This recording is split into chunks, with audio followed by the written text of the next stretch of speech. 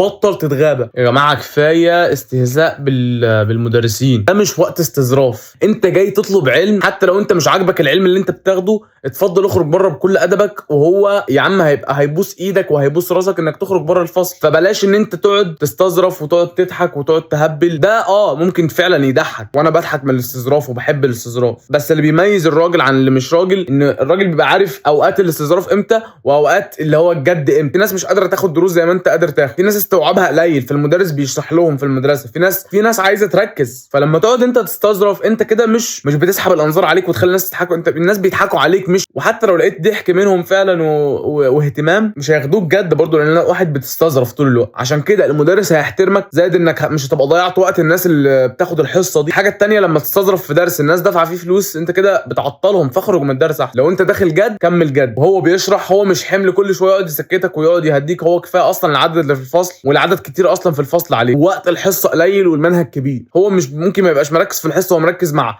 عياله، مع مشاكل بتحصل معاه في حياته. ارحموا من في الارض يرحمكم من في السماء. وعشان كده